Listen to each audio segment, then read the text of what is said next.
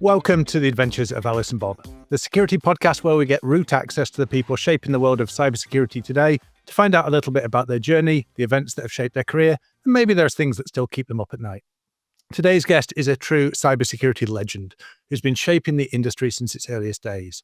HD Moore is known best as the founder of the Metasploit project, which not only is the most probably influential penetration testing framework ever created, but represented a major turning point in the security industry, changing the way people thought about pen testing, about vulnerability disclosures, and much more. HD is currently serving as CEO and founder of RunZero, where he's revolutionizing asset discovery and exposure management. From his unconventional start, being recruited off the FRAC IRC channels as a teenager, to becoming one of the most respected figures in the cybersecurity industry, HD has witnessed and driven the evolution of this industry for over 2 decades. And we're very excited to have you. So welcome, HD. I appreciate it. Thanks for having me. Dude, stoked you're here. James is going to have to keep my ADD in check because there's a million places I already want to go chatting with you, man. So let James be the guiding light. But seriously, man, we're so stoked that you're taking the time to chat with us and just share some of your experience, dude. Oh, this is great. I mean, I was thinking what the first time we ever interacted, and I want to say it was probably 1997 on FNet, where I just traded some guy a bunch of wares to get a technique to hide processes on Windows. With Win9x, you could basically hide your process from the process list. And then somehow that ended up in the Legion SMB scanner. And I was like, hey, how'd you guys get that? So that was the first interaction I think I had was thinking about you guys stole my process hiding technique back in 97. Oh, amazing. I don't know if we did or not. Let's go way back. That is amazing. Well, we're going to have to go even further back than that. So let's talk about when you first became interested in computers and technology, HD. Oh, sure. Yeah. I grew up poor, didn't really have a computer as a kid that was my own.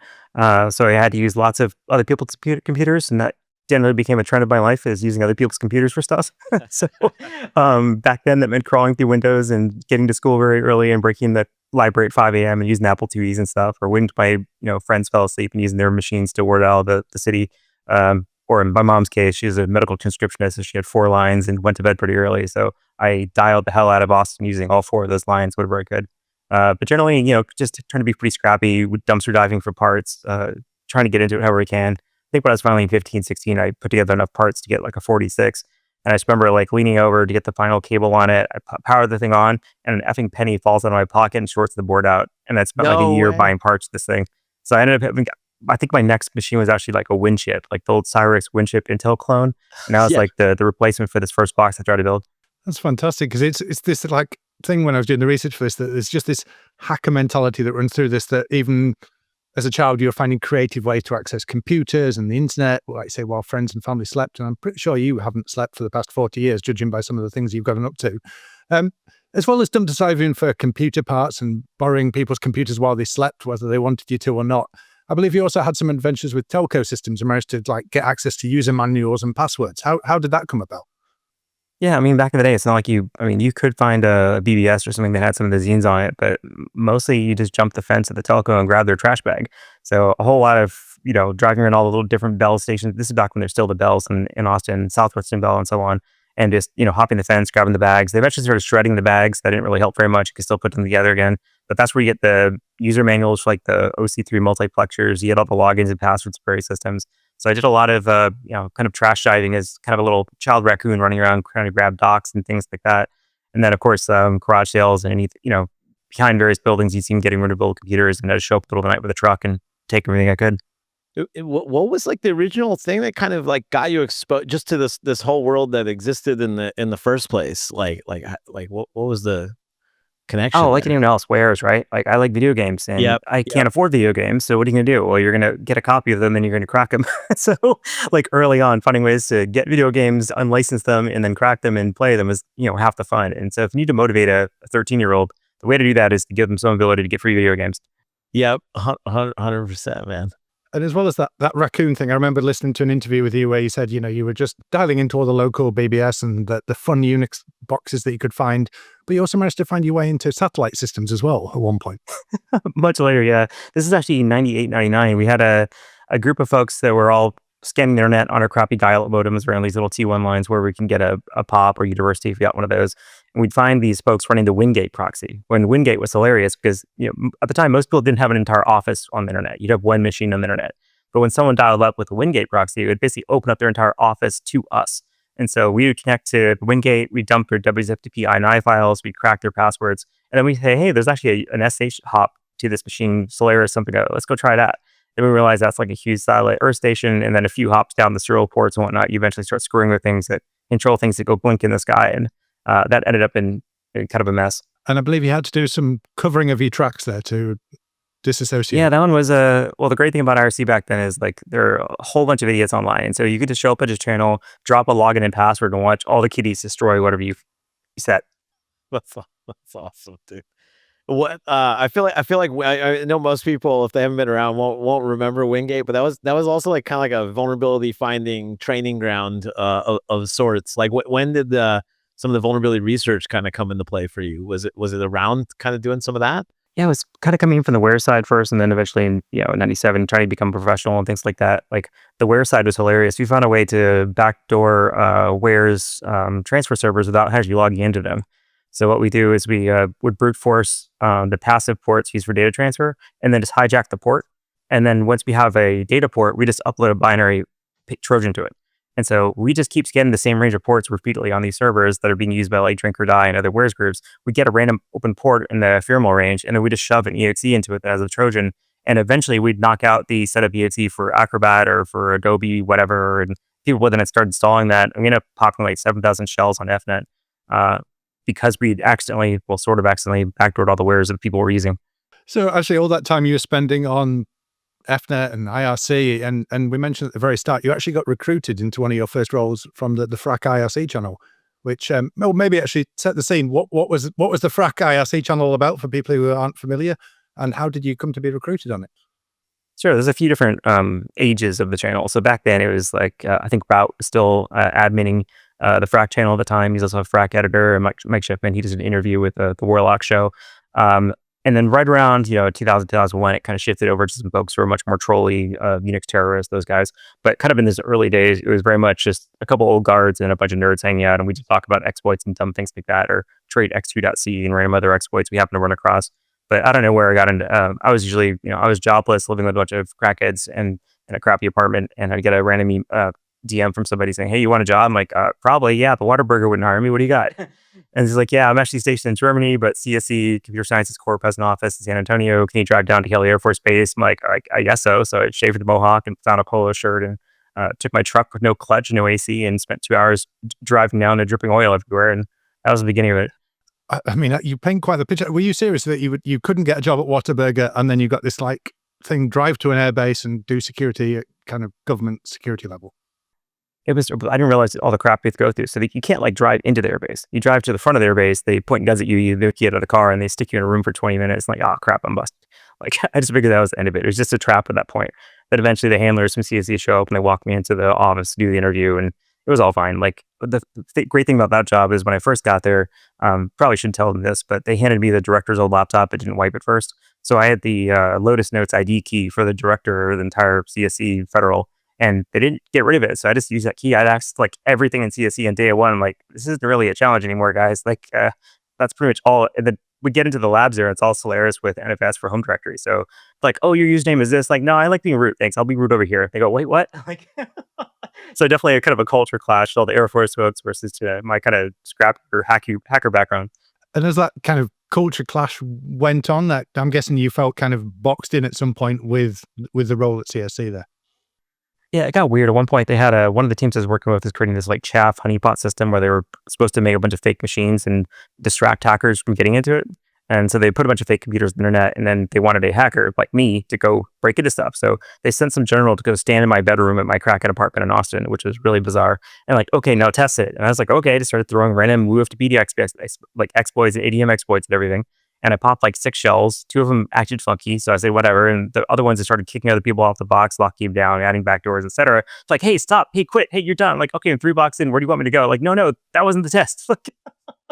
So it didn't work very well. They didn't realize that hackers will just exploit everything. They're not just going to get distracted by one box in the corner. We'll just pop everything at once. What timeline was this? What timeline was this on? When you late first started? 99, I think. Okay, This is when Air Force is still using ASIM at the time. It was their big IDS tool. But 99, I think, right when AFWIC became AIA, I think. Okay, gotcha. And then was it you went on to, with a group of people you've been working with, onto digital defense next? Yeah, we did the first commercial pen test that CSC Federal had ever done, just a local credit union. And we're like, hey, we made 50 grand in a week. Let's do more of that. And then CSC says, no, we want to only be federal work. We said, great. Well, we don't. So we started a company, and it was a terrible company. It took 17 years for me to get cashed out. There was originally like a multi-percentage shareholder. I think I got like 25 cents a share 17 years later or something like that. But awful company, really poorly managed. And, I got out of there as quick as I could figure out how to get a job, but it took me 5 years. So just kind of helping them build the whole thing out, building out the system, building out our bone scanner, built two bone scanners there, our remote pen test appliances, two-sided console that our pen test team would use to do, assessments for the customer and upload results directly into the front end while their customers looking at the back end. But we had this awesome system and awesome tech, but we're working with these dinky little credit unions that could pay us $1,200 a month. And so on one hand, I was trying to go compete with all the big names at the time, like ISS and things like that. But the folks I was working with, like, oh no, we can't do that. We'll still do another, city employees credit union test. I'm like, guys, we could go a lot more than this. Like, we have a great tech. So I was struggling to get them to see the bigger picture, and finally gave up and left. I know, like when I was like first starting out, because like same similar-ish timeline as you, like the security industry as we know is like very very small. Like there was like ISS and not a whole lot going on. Like, and obviously coming from as you were kind of describing, kind of like a hard start to things. Like at what point did you start to feel like, oh wait, there might be like there's a career and a thing and like stability, or however you want to characterize that you felt like there was that corner kind of turn for you? It took a while. Like, definitely not my first job. Like, while I was at DDI, we had the PhD guys come like own a bunch of our external boxes. They didn't realize I PCAP'd everything. So then we had all their exploits, and they got mad at us for stealing trans root.pl and publishing a better exploit than they used against us the next day. So it was lots of trolling, lots of DDoSing, all that kind of drama. I didn't really feel particularly stable at the time. But my next job at Breaking Point, at that point, I'd already started working on Metasploit. I had some of that as my side project. I was doing training and things like that in my free weekends. So that was starting to feel like a real job then. But the first couple of years was just such a train wreck operationally. I never really felt stable. Gotcha. And a lot of the things you're talking about here, the practices, the tools, the kind of the vision of what you could do in the industry, you didn't just want to do small credit unions. There was bigger fish you could go take on. And that concept of red teaming, offensive security, think like a hacker, these are just things we take for granted in the industry today. The ability just to sit there, fire up a tool and safely exploit a known vulnerability is just run of the mill. But that wasn't always the case. So can you tell us a little bit about what the pen testing scene was like at the time and what led you to think, actually, there's a better way of doing this? Yeah, if you can imagine high school and people having like the cool kids group and the not cool kids group, that's basically what the exploit scene was like. You had the TESO, LSD, ADM, all the cool kids who would trade exploits. Then this wave of script kiddies out there, including me, just saying like, hey, I can't write that. Share your exploit. So we're all doing our best to like write tools anyways and get stuff. And if you're starting a business and doing pen test tools, like you need pen test tools that are safe and reliable, all that fun stuff. So at the time, we're basically just trading with our friends, still trying to get all the tools we need to do the job and writing around and sharing them. That was like Rainforest Puppy had just started launching a lot of stuff around like IS exploits. Nikto had just come out. So a lot of really cool open source tools just kind of started to get released. So I was like, oh, I can do my own. I'll work on my own open source tool. And I asked my company for permission to go work on it. They're like, no, you can't work on that. I'm like, well, can I get some time off to it? Nope, no time off for it. Like, all right. So ended up being a thing I just did my nights and weekends for years. And that kind of, which the upside to meant that the company had no ownership of it when I left. So they had no ability to tell me to get rid of it. They couldn't do copyright pulls on it. So it was nice having almost by accident, a toolkit that I could walk away with when I left the company. And I think, Mark, from your background with vulnerability management, you'll know that a lot of the challenges at the time were people would come up with a vulnerability, they'd write some exploit code to do a proof of concept, but the payload and everything was all embedded. You didn't know what you were going for. What were in your perspective from that vulnerability side, what were you sort of converging on at the same time? I think one of the interesting things, not to jump ahead in some way of the question, but like there was a lot of putting out like vulnerability research and putting out tools. The like accepted okayness of it today like wasn't such a thing back then. It was like, especially in companies' eyes, right? So I remember like in the early days of like EI, we'd put something out and companies would quite frankly get like pissed. And now it's a very like normalized thing. And I think there's like no person in our industry that like got us to the maturity that we are now more than HD and the Metasploit project. I mean, it literally went from this thing that felt like the taboo, you're not really supposed to, again, in kind of the corporate eyes, to it becoming like, what do you mean you aren't trying to exploit your own business on a regular basis, right? It's just like an accepted normal thing now. And I mean, just to, again, jump to that, I think HD is the reason for that. There's many other things going on, but I think if I single out one person in our industry, it'd be HD, and definitely with Metasploit. And I think one of the things from a technology perspective too, right? Like there was exactly as H2 was just explaining, right? There was all the different groups producing a bunch of different exploits. I think one of the things that was super cool about Metasploit, right, is that and I'd be curious of like how you were thinking about it then, how it evolved, but like it wasn't just kind of trying to bring things together like loosely in a collection. You know, if you think of like some of the early like vulnerability management stuff, like, you know, Nessus, things we were doing at EI, other places, right? Like it was, or go back further to like Satan and stuff like that. Hopefully people get the reference. We're not all Satan worshipers, or maybe we are. It's okay. But I think one of the cool things with Metasploit is it wasn't just this kind of loose collection. Like it really, like you called it framework, and it very much was like a framework. Like you enabled people to actually add to it in an awesome way. And I'm just curious, like how like was that like part of the concept from the get-go of like thinking of it as like a framework like that from like day one, or did that kind of like evolve, or how did that work for you?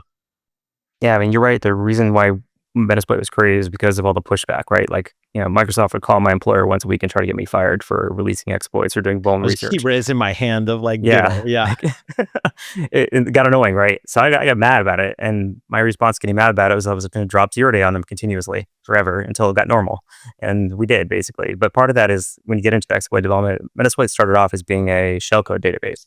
So at the time, most payloads on Windows had fixed addresses because you knew where certain DLLs were loaded. So long story short, I got this giant binder of MSDN CDs from Microsoft for doing some bug bounty thing. And then I turned around, ripped all of those, used that to build a giant shellcode database. We had all the offsets, all the addresses, all the language packs. And we found what are like the most common pop-pop sequences or jump ESPs across all those different locales and OS versions. And then used that to basically build out this great database of shellcode. And at the time, this is when shellcode was generally hard-coded. Like if you had an exploit, it could only do reverse connect, only do a bind shell. And the smallest Windows payloads that were public were like 768 bytes by High-Speed Junkie. I think Halvar was sitting on one that was like 320 bytes. We didn't share it publicly for like 5 more years. So eventually we got to the point that we can have these like pluggable payloads. We can take an exploit here, give it a payload wide, give it a NOP encoder that was separate, give it a payload encoder that's separate. And we also made the transport level encoded. And the neat thing about that is you can say, I could take an exploit and then make it super evasive for an IDS just by changing an SB stack a little bit, like using pipe evasion or multi-bind or HTTP fragmentation or padding or header folding. So we had all these things that are built into both the payload exploit part, but also the transport way that we delivered the payload. And the idea there was just to wreck all the terrible security products out there. Like Tipping Point could not do protocol decoding anywhere that would keep up with what Metasploit was doing just for fun. And so every time we put another exploit out that had some of the evasion turned on by default, they would swear a bunch and try to find ways to catch the default mode. But then you just change the parameter again and we break it all again. So we just kept doing that for years because our point was like, you're not going to catch it this way. Like, let's stop pretending these tools are going to work. And let's make it clear that these tools don't work by making the exploit side keep up with it. I think that thing you're talking about there about constructing the attack chain, that's like the level of professionalism that you and Metasploit introduced, because previously... Professional is a big word there, but... concept, I guess, but I'll put it in air quotes for professionalism. But it's that concept, isn't it? Because prior to that, you might be grabbing some proof of concept code off the internet and you're going, well, do I actually know what this is doing? Or am I going to spend all the time hand rolling all my own things? You know, that being able to actually target, not only what you're exploiting, but what you're doing post exploitation was like a huge leap, I think. And some of these exploits had backdoors in them. Like there's a great example, like TSL bind.c for years. It was on PacketStorm for like 14 years before anyone noticed it had a second payload. Anytime you popped a shell of TSL bind, it would send a shell back to Germany somewhere, and just no one noticed the second payload for many, many years. And so it wasn't really safe to use those tools unless you're actually going through and taking part of the payloads too. So it feels good to like actually get the industry to the point where exploit development and exploit disclosure is not a crime. Like I love it that kids these days can just like go hack a Fortune 500 company and not even worry about the police showing up and actually get a paid bug bounty for it. Like, that's amazing. It's so crazy. Like, I can't underscore that enough, right? Like, it's funny, like what you were saying in the beginning of like the definitely a shared experience there of like the way you would learn, back in the day was like exploring other people's system. Like there's no virtualization thing you're doing or labs or any of this sort of stuff. And so I find when I talk about that like time period, especially if it's with younger people, like I'm very quick to be like, but you don't have to actually do that, because you can actually go do that, get paid to do that. There's all these like avenues that is amazing. But like on the with Metasploit kind of leading the way to like normalize those things. I mean, I obviously probably one of the biggest tipping points there in normalizing that was obviously when Rapid7 acquired and brought in Metasploit and you as a part of it. It was just like, this is like official in a sense of like, this is what companies should be doing. Like how did that kind of come about? Whatever you could say from the behind the scenes or whatever from, Yeah, so I'd been doing this like integration work with Rap7 as a consulting project because I had a full-time day job at a startup, but I was still just trying to, make the ends meet. So I was doing training, I was doing consulting jobs, whatever I could, my free time. One of those was doing integration with Nexpose to Metasploit's web UI. So you can go from the Nexpose vuln scanner, click on a vuln link, and take you straight to the exploit UI and Metasploit for it. That was the idea. We started doing a little bit and realized it's probably the other way around. Folks kind of want to go the opposite direction, so we started playing with it a little bit, and then eventually came into a conversation about acquisition. And my take with them is like, what are you going to buy, man? Like, the code's BSD.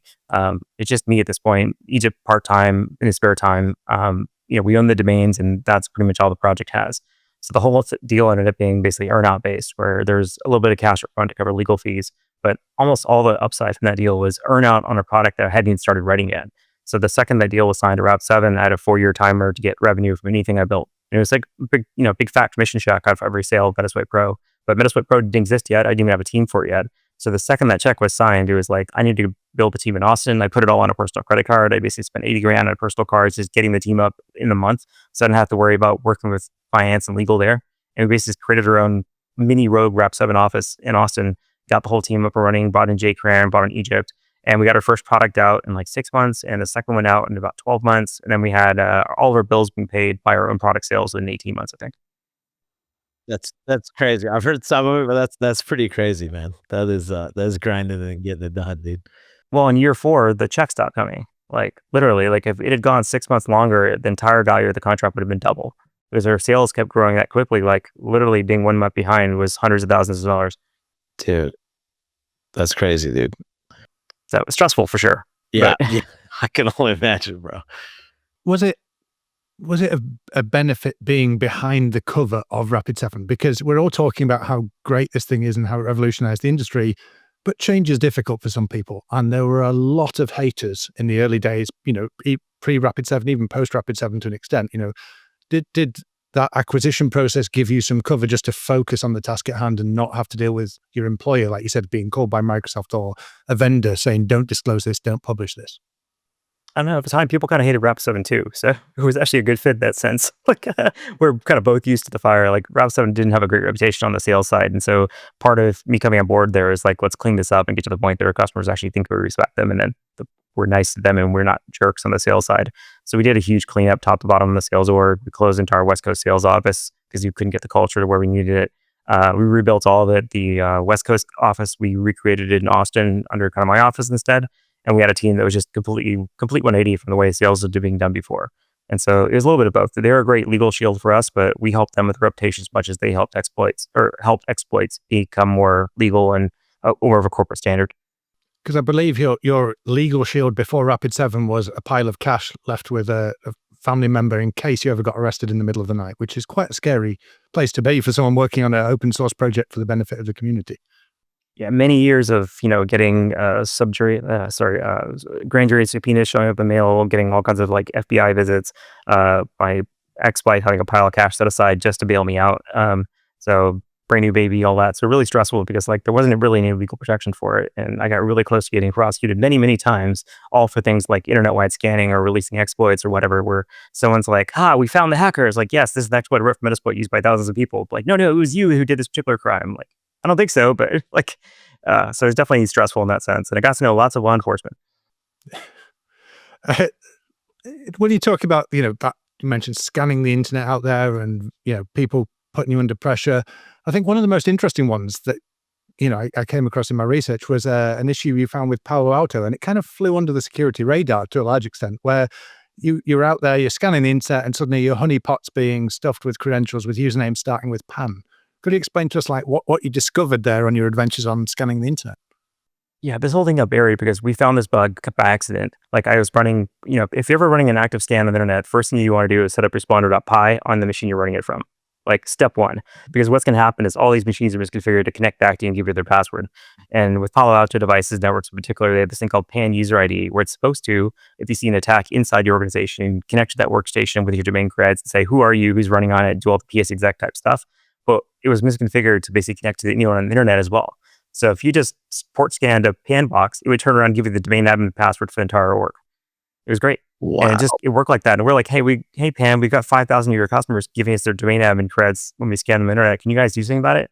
Almost nothing. They freaked the hell out, tried to bury it. And we had a partnership just started with Rep7 and Pan, and they basically tried to bury the whole thing there. So I went off and dragged someone in from Microsoft, someone in from Pan, wrote this giant white paper about defending its end-to-end relay attacks just as air cover to publish the stupid research about. And then we finally get to the day of publishing it. It was like at Black Hat, and I think like the Sandstorm or some other bug came over the same day and just wiped out all media visibility. So the whole thing got buried anyways. But the thing that kind of killed me with that is like, we were reaching out to the PAN team repeatedly, like, hey, call your customers, get them to fix their stuff. Like you are, an irresponsible vendor if you can't get this fixed for your customers. We know who they are. Like we have the who is, we have their IP, we have their literal password. Like just please call your customers and fix them. They said, yeah, we'll do that. So we started calling down the joint list of customers on the Rep7 side a few months later, just to make sure that we didn't miss anybody. Not a single customer we'd call the Rep7 side had ever been contacted by PAN. So we felt like not only did they bury the issue, they didn't respond to it. And I left with a pretty bad impression of how much they appreciate the customer security there. So watching all the PAN bugs in the news and watching them getting ripped all day long with their appliances being one of the most common entry vectors in 2024 is not really a surprise. It's like, I don't know what it is about security companies, but they've now become the way that attackers get into these organizations, especially last year. Yeah, I remember, I'm not going to remember the reference of the conference or something, but I remember Mudge years back, he was presenting and he was kind of making the point, and I talked to our own team about this all the time, of like one of the greatest security kind of attack surfaces, one of the greatest attack surfaces you can have is some of the security products, right? Because at the end of the day, there are things that are like, I'm going to bring in all the user input from all the things, right? If it's the network thing, it's like, I'm going to process all network stuff. It's the endpoint thing, I'm going to process all files and stuff. How did, like that kind of transition where it was like, I remember being like when at EI, and we were obviously like competing with Rapid7 and stuff. And like, I remember it being such an interesting thing because we were obviously, very much liked exploits and stuff as a team. There was other maybe powers that be that were like, oh, you can't possibly do pen test, what became pen test stuff. I remember multiple times where it'd be like conversations where I'd be talking to a customer one day who's like, why are you guys having this sort of thing like Metasploit Pro, Rapid7, like all this stuff? And then you have like the next customer that's like, it's the devil's work. Like, don't do that. And it was just such an interesting time period of like how it was shifting. But there's also one of the things I wanted to ask you about how you kind of think about it, or how you've seen it evolve. Of like, if you look at the progression, it was like, various kind of hacker and research teams. A lot of the ones that you mentioned earlier that were like trading exploits and stuff. Eventually kind of came normalized. There was that period of time where it was also like became very valuable for like security companies to have research teams publishing all this sort of stuff. It would make headlines, all these things. And then there was kind of that shift where it's like, wait, these things are like really valuable depending on the scenario. Some of the things are becoming like more rare. And so there's like the whole like defense industrial base and like vuln purchasing and all that sort of stuff. And like, and a lot of things that kind of went, it's not, that there isn't like kind of public vulnerability research from like, companies and folks, but like the nature of some of the vulns that used to just get, here's the bug track post back in the day. I mean, it's very different now. I'm just curious like how you saw that like kind of progression, or how you think about like the then and now, and if there's just more kind of laying beneath the surface now versus being out there more publicly in the way that used to be more valuable. Yeah, it's interesting. I mean, there's definitely kind of spikes between how visible people wanted their exploit work to be. Like during a period of time, it was really valuable to sell browser exploits. And so anybody who had browser exploits was selling it on the black market to whoever would buy them. We did the opposite approach in Metasploit and said, let's just tear down the entire ecosystem by dumping as many bugs as we can. So we did like the month of browser bugs where it's like, we just have 300 a day. We're going to dump one per day until everyone fixes their crap. And we eventually got Microsoft to kill ActiveX that way. But it's just, there's too many bugs. They're never going to get to the end of the shell list if we hadn't killed ActiveX. Like it's just infinite levels of bugs at that point. So we've seen the same thing then happen with like initial access vectors of like hardware appliances. Those exploits started going for a lot. Mobile phone exploits became the next big thing. And that's where you see a lot of hackers made their money by starting companies to do initial access and payloads for, the spyware companies. Some of the spyware companies are selling to US government. Some are selling to, Israelis. Some of them are like things like Pegasus, Hacking Team, etc. I've also mostly spent my time on the corporate side. So not really caring too much about like mobile exploits and the kind of spycraft side, but more of like just how do you get a company to, knock down the most urgent vulnerabilities as quickly as they can so they don't get hacked. That's kind of what I focus on at work these days. Just like what's exposed, how do we help you like fix the things that are most important? If you look at vuln management overall, it's turned into, in the early days, kind of with Mark and I, we're building vuln scanners based on what is the thing that's most exploitable. Like we didn't care about whether you're missing a patch and something. We care about, can I get a shell of it? And then over the years, it's turned into more of like a more blue team than red team in a lot of ways for vuln management. Or now people are running these scanning tools and saying, here's this giant list of CVEs. Let's start chipping through it based on this prioritization mechanism. But it has nothing to do with your ability to exploit those machines anymore. Like we've just gone completely off the rails with how we measure exposure.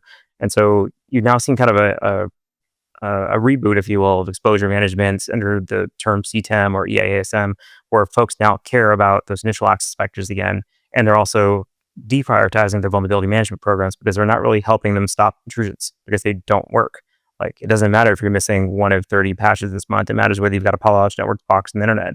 Like that's the difference between whether you get owned or not. So that's simplifying a little bit, but in a lot of ways, like we've seen these spikes of visibility and exploit dev. These days, there's not as much value in a security company publishing exploits or publishing research. Like people just don't care anymore. Like bluntly, like if you're talking to somebody who's new in security, has been in for 5 years or so, you talk about a new exploit, they go, okay, yeah, what? I'm like, it's Mark and I, that would have been, holy crap, this thing's huge. It changes how you think about security. It changes how you think about this product, this architecture. But these days, it's just, everyone kind of shrugs their shoulders and moves on to the next thing. So I think there's people care a lot less now about exploits and research and things like that. I still love this stuff. And I still trying to point to what the real world impact is, but it's definitely not the gasoline on the industry that it used to be. And when you talk about that kind of over pivoting that people have done where vulnerability management's just become about, here's my list of assets, here's my checklist of things I need to do as patch management. But the time old problem, and I believe this is something you're trying to tackle now, is that's great to a certain extent, but what about the assets you don't know about? Because that's always the thing that on someone in the headlines that they've been so focused on doing a checkbox exercise with a list of things that they know about, they haven't thought about their entire attack surface. So, what are your thoughts with Rumble and now RunZero around that and how that can be fixed? Yeah, it's kind of where I came out of it. I was doing between product jobs. I tried to spend time doing consulting again. So after leaving Rep 7, I started doing pen test work with the tradies for a bit. Spent 2.5 years there, kind of popping boxes, doing fun things like that. It's just getting back into the fun part again. And what we notice is, if you're a company that can hire a very expensive pen test team to show up for 2 weeks and tear apart all your stuff, like you're going to have good security. You're going to have anything that you know about, you at least have a plan for, if not a pretty good handle on. And so the only ways that you can reliably break into the same company again and again that cares a lot about security is finding something new that they don't know about every single time. And so that's kind of how it was. We were, for a particular merchant bank, we're doing quarterly pen test on. Every time we do something, we can't use that path the next time we come around. Like it's all gone. So it got to the point where we're like finding leftover firewalls. We're cracking their SolarWinds appliance, dumping the credentials to the ASA, literally carving a hole into this credit card processing network from the outside using the credentials of the ASA itself. It's like you have to start getting really creative and finding these things off in the corner. And so the take was like, hey, if folks don't even know what they have and their vuln management tools are only being run in half of their infrastructure, you're not going to get to the outcome you want, which is not getting surprised by an exploit. So the initial idea behind RunZero was really, how do we help people find everything, even if you don't know about the subnet, even if you don't know anything about the asset? How do we fingerprint it so well that you know exactly what it is just by looking at it? Not, links 2618, but no, that's this smart TV, or no, that's this printer, whatever. Like tell you what the thing actually is. And then as we've been expanding the product, we do integrations, tell you about exposure, tell you about vulnerabilities. We now have a vuln scanner built into the product. We do a lot of fun research at the back end, a lot of cool protocol stuff. We do things like scanning beyond the IP layer of OT systems to enumerate things like backplanes and OT environments. So lots of really cool things at the edges there, but a lot of it's just coming down to like help people get the visibility into things they didn't know before. We were working with a large zoo recently, and they ran a scan. They're like, "Hey, why do we have 700 ES6i servers?" I'm like, "That's a great question. I don't think you as a zoo have that many." Then we realized their ISP, their cable ISP, had misconnected their internal network when they set it up and wired all of their internal ES6i into the zoo's network. And of course, all of the ESXis were end of life, unpatched, whatever. So it was Wow. turned the whole thing. And I think one of the cool things, you continue forward on like the community side, like maybe kind of talk a little bit about like the community edition that you guys have, and kind of how that works and how the people should think about it. Yeah, I mean, what I loved about Metasploit is that what we did made a difference every day, and you can measure it. Like, if we wrote a new exploit or a shellcode, a new evasion, like we would cause the rest of the industry to jump left when we said jump left because they would have to cover the exploit or cover the risk that we otherwise highlighted. And so it was neat. We definitely had the ability to kind of direct security research and direct security response a bit. Um, with RunZero, we do a lot of really cool stuff, but if no one can see it, it doesn't really matter. So having a community version that's free to small businesses and to home users is really important to me, just for letting people know what we do, but also just giving them something they can use to protect themselves when they don't have a budget for it. So we have a lot of like everything from like small churches to small schools, small businesses, laundromats using RunZero, lots of hackers who've got big home labs use our stuff. And it's a great way for folks to get a feel for the product, having to go talk to a salesperson, they can go play with the product and see how it works before they get that far. And then if they want to buy it for work, great. But I'd love to do more community stuff. One thing we just started doing is working with the Nuclei project as part of Project Discovery. Project Discovery is a commercial product that's similar to ours. They do outside-in scanning, things like that. Their team is fantastic. I love them. They also have this great thing called Nuclei, which is bigger, better, and faster than Metasploit. So they've got something with 11,000 templates in it. It has something like 100,000 stars in GitHub. It's had like thousands of contributors at this point. They're just the most fantastic open source security project I've ever seen in my life. Like way, way above where Metasploit has ever been, ever will be in terms of users and growth and scale. And they do a really good job of managing communities. And it's mostly from folks who came into it from a bug bounty standpoint. So most of our exploits are focused on things like web interfaces, dangling subdomains, things like that. But it is a fantastic product and it's free. So we looked into how can we not just, help our users get the advantage of having Nuclei and RunZero, but how do we do it in a way that's like really safe and also not a jerk to the open source project? And so we just had a webcast with the product discovery team yesterday talking about what we're doing. We're helping them rewrite some of the core there to make it friendly for concurrent engines. You can run lots of engines at once versus one big engine. We're reviewing some of that templates, routing our own templates to it. But the neat way that we're doing is we're kind of flipping the whole thing on its head. Normally what a vuln scanner does, it creates this giant map of all your environment, and then it starts running through checks. It says, okay, check number 1, check number 2, check number 3, et cetera. And then eventually it says, okay, you've got these vulns. We went the other direction, and we so precisely fingerprint every single device and service that we won't run a check unless we're absolutely sure it's the right thing to run it against. So you can take 11,000 checks and run them in RunZero, and you actually won't see any difference in scan traffic, because unless we see exactly the target for a given thing, we just won't run the check for it. So we're able to do like huge amount of scope for no real network impact. Just by being super precise with the targeting of it, which is kind of a different way of thinking about vuln scanning. It's kind of flipping it around the other way. So every individual check has targeting logic as opposed to the engine having targeting logic in a giant bundle of commodity checks. So that's kind of how we're positioned now a little bit, and we're sharing as much of that work as we can. So we're really excited to start having an open source template repository. We already have one in GitHub now, and then contributing back to the project and building new things on top. What do you guys, I realize every business is, different, but like, is there any kind of major themes that you guys typically see, like when you're kind of doing these overall kind of like exposure management and scans and so forth, like and especially if there's anything of like, especially for, you get customers of any size and they got like a mix of all types of IT, like cloud, on-prem, traditional, like just curious, what do you guys see as, if there's anything that sticks out as like the things that are commonly missed, right? That people have the kind of wake up call to. Probably the first point is when I started the company, everyone's like, "Are you guys crazy? Like, what are you doing? Like, we're gonna go build the best IT ping scanner in the world." Like, why would you do that? It's like these people don't know what they I gotta have. raise my hand on that one because when I was years back, after Beyond Trust had acquired EI, and we were doing we still did some services stuff, and I well named the company, but we were essentially hired, and it wasn't so much a pen test. They had like a breach, and it was like let's just say like a web thing that they didn't realize that they even had it, right? Like it was an asset they didn't even know they had. And so when we were looking at it, we started writing just a bunch of like bespoke stuff that would not do the scanning side, do a whole bunch of who is stuff, trying to find unknown hosts via like you got the IP, but what's the DNS, blah blah, all the different, and you guys go way ham on all this stuff that I'm saying. But I remember it was one of those like, and it was at the time I was leaving Beyond Trust for personal reasons. My parents were older and not doing so well, and I remember like kind of doing some of that kind of discovery, and I'm like, man, like vulnerability management's like not solving for this, but like, isn't this just like a subset? And I think sometimes people think that about some of this space, right? Where like, oh, isn't it like a subset? But like totally to your point, it's like most of vulnerability management is just gotten into like the checklist. It's not like deep understanding. It's not helping you prioritize, but um, it's been fantastic to watch it like and you guys like leading it like as this important space. But sorry, I kind of cut you off there on what other kind of themes you see, but I just want to raise my hand on that one of like yeah, I think a lot of people were skeptical of like, is this like this standalone? It's like one of the most important things I think you could be doing, right? Like I think that if I ever preach like one key security concept to anybody, it's attack service, attack service, attack service. Like you either know it better than the attackers or you don't. Woke it up at Saturday morning at 3 a.m. and putting out a fire. Yeah. 100%. And that was it, right? So like we started off saying, let's just go find everything. Like no exploits, no security testing, just let's just go find it. And the reason for this are, if you look what everyone else is doing in the industry, everyone kind of zigged to the cloud side. They said, we're going to create CSPM, CNAP, cloud connectors, cloud discovery. We said, that's great, but this other part actually matters more. I mean, every organization with any kind of physical presence is not fully cloud, no matter what. I mean, every Chick-fil-A restaurant has a freaking Kubernetes cluster in each restaurant, right? Like the cloud is everywhere. The cloud's at the edge. It's it's parts of this stuff all over the place. You can't just assume it's going to be in some big central repo, unless you're McDonald's menu on S3 apparently. But for the most part, like companies have a lot of stuff, and the more physical presence a company has, the more stuff they have. So while everyone else is going after the cloud, we kind of went after the opposite of that. Like let's go find all your on-prem stuff.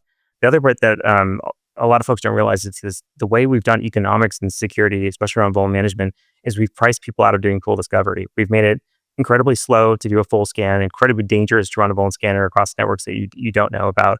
And we've also made it like really expensive because you're paying by IP. And so one of the initial concepts in RunZero is like, we need to make this thing cheap enough people can run it everywhere against all their assets all the time. Otherwise, what's the point? Like if you can only afford to run in half your network, well, you're going to end up the same spot before. So when you get to the vuln prioritization stage, like the very far end of the pipeline of trying to reduce your risk, and you say, here's the 1,000 vulnerabilities that matter the most, our take is like, you're probably not even starting out with the right list. That the list of 1,000 is probably not the right list, which is really 5,000 where you're missing 4,000 of them. On average, we find about 25% more stuff for companies who already have great security programs. Oftentimes we find 100% more stuff or 1,000% more stuff, depending on how misconfigured networks are. So it's crazy like how little people know what's in their environment, and also how the focus has been taken off of it, because everyone's like, well, I pay for Nessus. Like, yes, but you only use it on half your assets. Like, oh, it's too dangerous for the rest. Like, great. So you don't know that they're half your assets and you're not doing vuln scanning on those.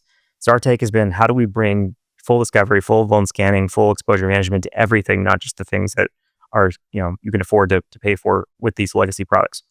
As we look back, obviously you've been such a pioneer across all these things. If we look back across the entire industry and the changes, because some of the problems you're talking about now have existed forever, and we're only just getting around to solving them now. But if we look at the massive changes evolving from those early IRC frac channels, the hoodlum hackers in those days, to today's multi-billion-dollar vendors, nation-state threat actors, new challenges that are actually really old challenges, what are your reflections on how things have changed for the good and maybe for the bad in that time?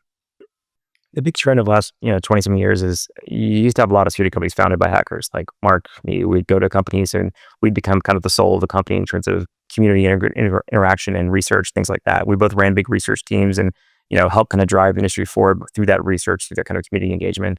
That doesn't exist anymore. Like I had a couple finance guys email me a while back and wanted to chat. I'm like, great, what do you want to chat about? Like, oh, we're starting a cyber company. I'm like, do you have any interest in it? Do you know anything about the space? No, we just think it's a good SaaS market. I'm like, how about let's not talk anymore? Like that stuff's offensive. Like do something you care about, do something you love. But now what we have instead are security companies who are just driven mostly by being, well, we think cyber looks good this year in terms of the profit margin for SaaS, but there's no security soul there anymore. So I miss security companies being run by security people and security nerds. And a lot of us are getting old. Like some of us have retired already. Like there's not really a new crowd coming in that has spent the last 20 years being, security nerds that really wants to start the next business. Like, so I feel like we're kind of the old guards fading away at this point. Most of the companies who are doing cyber in some form aren't really, driven by security people. They're driven by the economics of the market. Yeah, and I think I couldn't agree more. And one of the things I always talk to the team about is like at the end of the day, especially when you are building security products, like the thing that makes building security products different than any other type of software, right? Is like, of course, you got to listen to customers. What are competitors doing? You get large enough, you got to worry about like the analysts and all the things, right? But I think the thing that makes security software different at the end of the day is that kind of fourth pillar, which is like the actual attacks. Where are attackers going? How's that's evolving? Like, do you actually not just have like the passion, love, the kind of research arm that's like thinking about this stuff and like I used to put it at the previous company in kind of more of the blunt terms of there's like one of the researchers and whether it's the nation state or the cybercrime or whatever, and like you guys are in the conference room, there's a knife on the table, and I need you to be able to walk out because I need you to actually be better at this than them, right? Like as an extreme example, it is interesting to see like exactly to your point, like how much the industry has grown, and it's there's parts that it's just software for software's sake, and the growth of it, and this and that, and like kind of missing the part of like we're all here to do like a very, very important, very, very real, and especially as society is just even more foundationally built on technology, right? Like you have to actually have a sincerity to it. I mean, I think that goes with most professions, but I think like what's at stake of just doing it for pure business sake is not a good thing. And I think that's something that I'd be curious how you think about it, because I spent a lot of time in the last like few years, and it's probably like the getting older, you start thinking more generationally and all this kind of stuff of like what am I doing to try to like breed in that like next generation. And I look at friends that have like spun off over the years to like start different security companies and stuff, and then we've worked together. But it's a thing I always think about and trying to measure, right? Of like, am I helping bring that? So just curious how you think about it as like that generational thing, to your point. For a while there, security was like the fastest growing space in SaaS, and that's where you saw so many people pile into it. So, and like we raised money in 2020, I'm trying to remember now, like 20 and then 21, 22 or something like that, 20, 21, 23. And in 2020 and 2021, we're looking at on average 30x multiples, 30x forward multiples. So if the investor thinks you're going to do 30 million of revenue next year, if the investor thinks you can do 10 million revenue next year, they might give you a $300 million valuation at the time. It was crazy. Now with the events of all the AI companies and then the Web3 stuff and all the kind of hot stuff that came in since then, in the middle of the AI kind of investment spike, security companies were now getting 6 to 8x forward multiples, and AI companies were getting 50 to 60x multiples.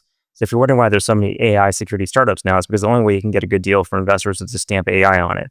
So I would look at this as being kind of a golden opportunity to find people who actually care about security. Because if you're creating a security company that does not have the word AI in the name, you're not doing it because of the VC multiples right now. You're doing it because you love the space. So it's actually a really good time to find the real ones out there right now.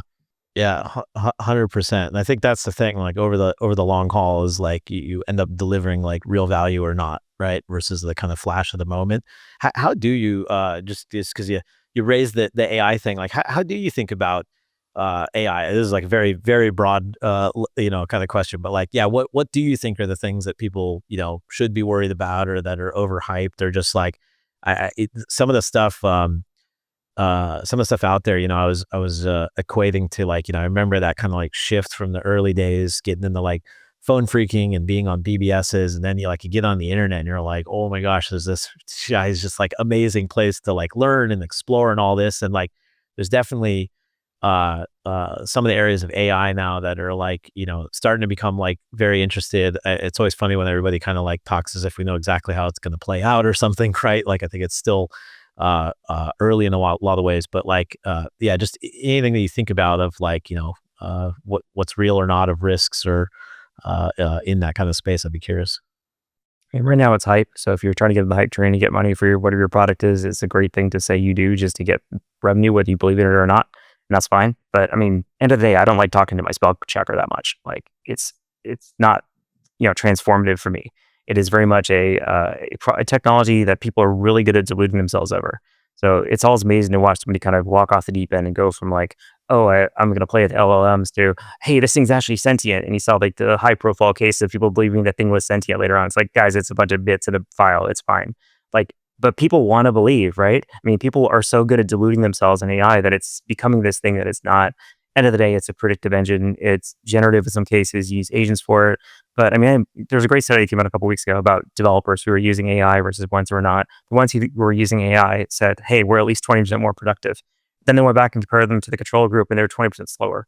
So they felt like they were more productive and they probably felt like they're getting more done, but they're just arguing with themselves in the corner while everyone else is writing code. So my take is like, use this stuff for what it's good for. Like use it for search, use it for vector, use it for whatever. If you can do good ML stuff with it, great. But don't think it's transformative to the world. Like it's just a spell checker, guys. It's just autocomplete. It's not your boyfriend. It's not your therapist. And it's funny watching. I mean, like all new tech areas that like explode quickly, and then security is like the afterthought. Like there's always that kind of like gift that keeps on giving in the security research world, and definitely with a lot of the stuff right now where people are gluing together like agentic AI things in seemingly crazy ways, like way faster than thinking through the security. There's no shortage of fun stuff, and I mean I think that's the fun part about working in this industry is like there's definitely the kind of first principle stuff of like, and I think with RunZero well represents of like attack surface attacks. We're going to be talking about it 30 years from now because it is literally the physics of security. But there's always these new technology shifts that make it fun new areas to research and see what's going on. It's great for security. Yeah, AI is definitely be great for security jobs, right? I mean, the entire concept of LLM and pipeline programming it's cross-site scripting as a service all the way down. Like, there's no difference between your prompt is your execution engine, which is what you're passing to another prompt, which is so on. Like, we've never been able to actually create a successful cross-site scripting filter in any product known to man. We're not going to fix it for LLMs.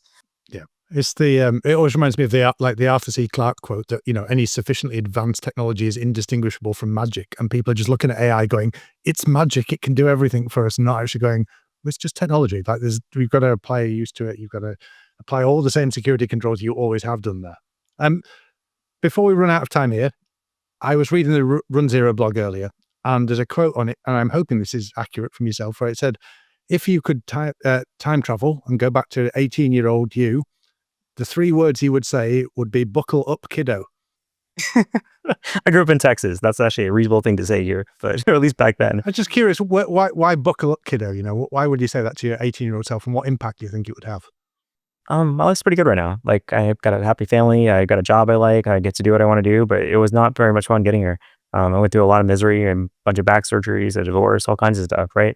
So it's a hard road, like especially trying to be a founder, as being a security person who didn't take a job in any large tech companies. It's always kind of been off in the margins, kind of watch my friends with the big salaries go by. I'm like, oh, that'd be cool to make money like that someday. So it's been a grind for sure. I feel like there would have been many more shortcuts to getting to where I wanted to be in life through maybe going to college, maybe working for a large tech company, but I do like where I ended up. But I definitely don't think it was a particularly fun process. It's only recently in my life I feel like I actually enjoyed living in reasonable ways. It's been pretty miserable all the way through it. So I'm trying to figure out like how do we get to the point where I actually enjoy what I'm doing day to day as opposed to just hoping it'll get better in the future. Dude, you don't need me to tell you this, but I need to tell you this, that like you should be immensely proud of everything you've done, and especially for anybody who's been around in the industry definitely knows who you are, everything that you've contributed, all the impact that you've had that has like literally shaped so much of what we all do, and definitely for any folks that are maybe a little newer to the industry and stuff, I would load this podcast up in something like Google's Notebook LM or something, so you can actually do a bunch of side quests, because the variety of things that HC shared today about the past and present of kind of how this has all evolved, and there's so many foundational things to learn and take away, and immensely proud to be reconnecting with you, dude, and like I hope you continue to find that happiness, man, because it's so fucking deserved. Oh, thanks, Park. I mean, as well as I do, a lot of our friends didn't make it this far, so it's been amazing that we're all still here. Agree, my dude. Well, unfortunately, that's all we have time for today on the Adventures of Alice and Bob.